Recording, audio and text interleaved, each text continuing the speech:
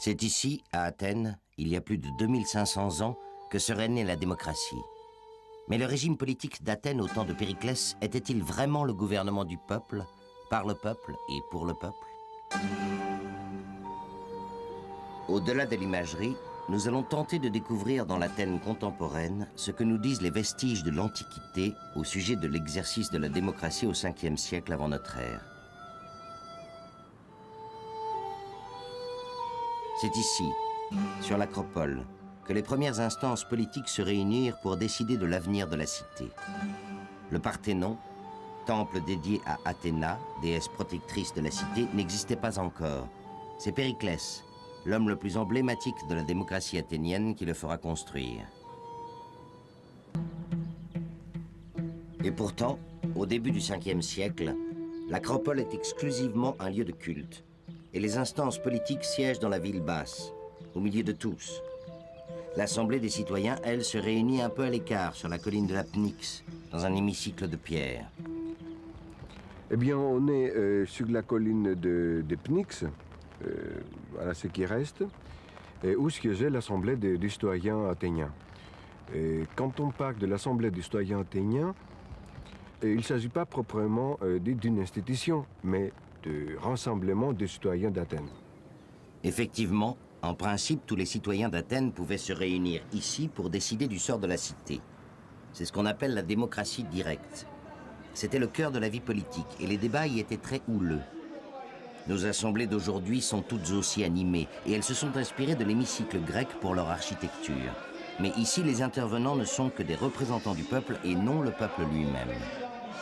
On dit très souvent que les citoyens athéniens, à la fin du 5e siècle, étaient entre 30 ou 40 000. Et bien évidemment, tous ne pouvaient pas y assister ou participer à l'Assemblée. Effectivement, l'hémicycle ne pouvait contenir que 6 000 citoyens. Et d'ailleurs, le mot Pnyx signifie l'endroit où l'on est serré, à l'étroit. Mais à part ce manque de place, l'Assemblée était-elle ouverte à tous les Athéniens?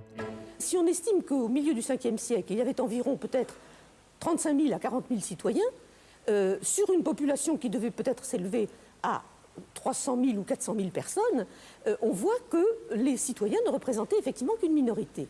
Certes, cette démocratie athénienne, c'est une invention formidable. Et d'ailleurs, encore aujourd'hui, évidemment, on s'en réclame. Il n'y a qu'à voir, ici, nous sommes donc à l'Assemblée nationale. Et ce qu'on voit, c'est l'école d'Athènes, donc une image qui illustre l'époque de cette démocratie athénienne. Mais il faut savoir qu'il y avait malgré tout des exclus à cette démocratie, et notamment les femmes. Les esclaves, autres grands exclus, pourtant très nombreux, étaient à peine considérés comme des hommes. Donc n'avaient aucun droit politique. Les autres grands exclus, ce sont les étrangers, qui pourtant participaient à la prospérité de la cité par leurs activités artisanales, payaient des impôts, payaient des taxes, faisaient le service militaire, participaient à la guerre et n'avaient pas accès aux mêmes droits que les citoyens. L'accès à la citoyenneté était donc extrêmement limité. Ainsi, on pouvait être grec et vivre à Athènes sans en avoir la citoyenneté. On était considéré alors comme étranger, appelé métèque. À 2 reprises, pourtant, ces métèques avaient aidé la démocratie athénienne qui était menacée. Ils en espéraient un remerciement. Les métèques aimeraient bien d'avoir la citoyenneté athénienne, mais il y avait toujours cette différence. Les Athéniens ne cessaient pas à leur rappeler qu'ils étaient des étrangers. La démocratie athénienne était donc fondée sur la notion de citoyen. Mais comment devenait-on un citoyen? Un élément de réponse se trouve à 40 km au nord-est d'Athènes, sur le champ de bataille de Marathon. Vous voyez là la plaine de Marathon, où se déroulait la bataille de Marathon à 490 avant Jésus-Christ.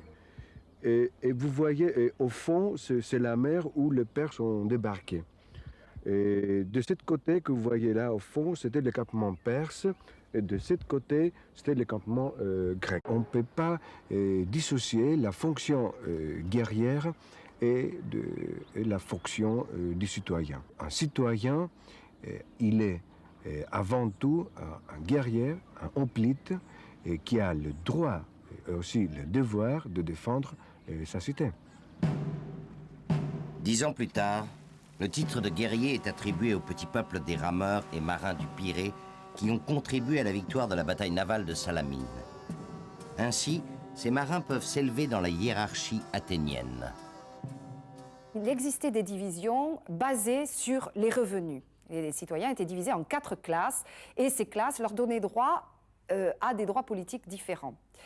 Et notamment à l'accès aux plus hautes fonctions de l'État et de la démocratie qui n'étaient exercées que par des gens issus de très grandes familles. Même s'il y avait moins de 6000 personnes sur la PNIX, pour s'adresser à eux, il fallait encore avoir un certain talent d'orateur. Et donc ce talent d'orateur n'était pas à la portée du premier venu.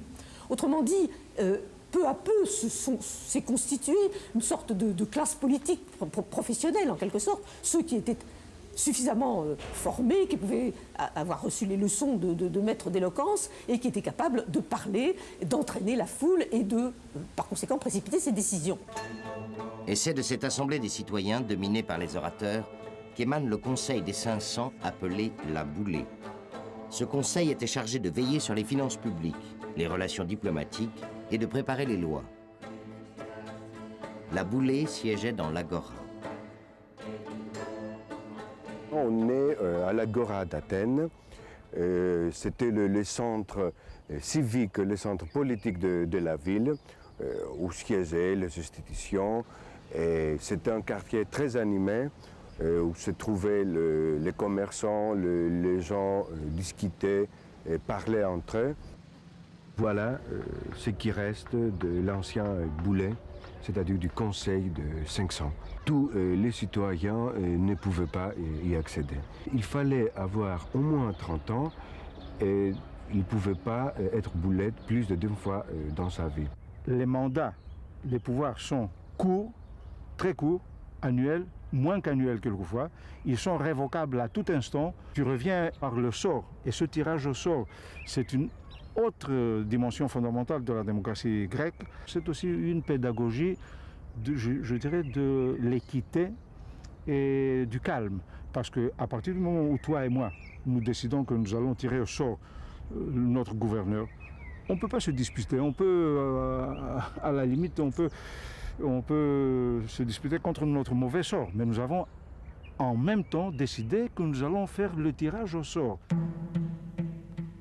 Au musée de l'Agora, il reste encore quelques objets qui témoignent de ce tirage au sort. Cette machine servait à désigner les boulettes, membres de la Boulée. Dans chaque encoche était posée la tablette portant leur nom, telle une carte d'identité, et une boule noire ou blanche les tirait au sort. Utilisés par les tribunaux, ces objets de bronze sont des bulletins de vote. Jeton percé, acquittement. Jeton plein, condamnation. La clepsydre, par un écoulement d'eau, limitait le temps de parole. Au 5e siècle, la démocratie athénienne était à son apogée.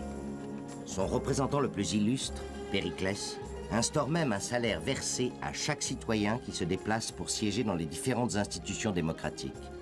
Athènes, la puissante, s'enorgueillit même de nouveaux monuments, mais tout cela avait un prix. Les victoires remportées par les Athéniens au cours des 2 guerres médiques leur ont permis de pratiquement exercer sur tout le monde égéen, les îles, les côtes d'Asie mineure, un véritable contrôle, un véritable impérialisme. Les alliés, car théoriquement il s'agissait d'une alliance, devaient contribuer à la défense commune par le versement d'un tribut. C'est grâce à cela que la cité disposait d'un trésor important qui pouvait servir à la fois à payer les citoyens, mais aussi à leur donner, comme dit Périclès lui-même d'ailleurs, à leur donner des fêtes. Et les fonds des alliés ont été utilisés, par exemple, pour construire les monuments de l'Acropole. Malgré l'esclavage, malgré la ségrégation vis-à-vis des femmes et des étrangers, malgré l'impérialisme d'Athènes, son régime politique, au temps de Périclès, est resté une référence pour toutes les démocraties du monde occidental.